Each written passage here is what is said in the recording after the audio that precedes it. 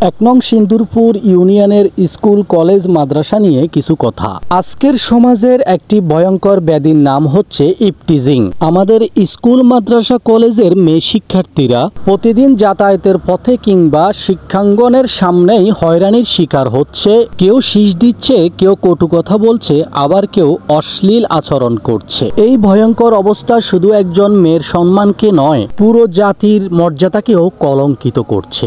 শিক্ষার পথে চলতে গিয়ে যদি নিরাপত্তাহীনতার ভয় থাকে, তবে একটি প্রজন্ম কখনোই সঠিকভাবে এগিয়ে যেতে পারে না। তাই এখনই সময় সচেতন হওয়া, প্রতিরোধ গড়ে তোলা, মেয়েদের জন্য নিরাপদ পরিবেশ নিশ্চিত করা। প্রথম দায়িত্বই হচ্ছে পরিবারের। আজকের দিনে অনেক ছাত্রী সামাজিক যোগাযোগ মাধ্যমে যেমন ইমো, টিকটক, বিভিন্ন অ্যাপে তারা অপ্রয়োজনীয় সময় নষ্ট করছে। আবার কেউ কেউ সেখানে অচেনা সম্পর্কে জড়িয়ে পড়ছে, যা পড়াশোনার পাশাপাশি তাদের জীবনে অশান্তি বয়ে আনছে।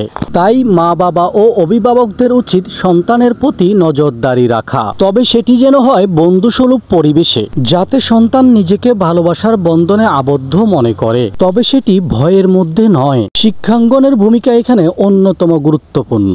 শিক্ষক ও কর্তৃপক্ষকে সর্বদা খোলা চোখ রাখতে হবে। মেয়েরা নিরাপদে পড়াশোনা করছে কিনা, কোনো বহিরাগত ছেলে পেলে শিক্ষাঙ্গনের আশপাশে আড্ডা দিচ্ছে কিনা, কোনো শিক্ষার্থী হয়রানির শিকার হচ্ছে কিনা। শিক্ষাঙ্গনের কমিটিগুলো নিয়মিত খোঁজখবর রাখতে হবে তার এই শিক্ষাঙ্গনের কোনো প্রকার সমস্যা হচ্ছে কিনা, বিশেষ করে ছাত্রীদের কোনো প্রকার হয়রানির শিকার হচ্ছে কিনা। কারণ শিক্ষা শুধু বইয়ের ভিতর সীমাবদ্ধ নয়। শিক্ষার আসল উদ্দেশ্য হলো একটি নিরাপদ, মর্যাদার পরিবেশ নিশ্চিত করা। একইভাবে সমাজের প্রতিটি মানুষকেও এগিয়ে আসতে হবে। আমরা যদি চুপচাপ থাকি, অন্যায় আরো বাড়বে। কোনো মেয়ে শিক্ষার্থী হয়রানির শিকার হলে আমরা যদি প্রতিবাদ না করি, তবে একদিন আমাদের ঘরের মেয়েরাও নিরাপদ থাকবে না। তাই সচেতন নাগরিক হিসাবে আমাদের সবসময় চোখ কান খোলা রাখতে হবে। এই ক্ষেত্রে আইনশৃঙ্খলা বাহিনীরও ভূমিকা থাকতে হবে। স্কুল কলেজ মাদ্রাসার আশেপাশে নিয়মিত আইনশৃঙ্খলা বাহিনীর টল থাকলে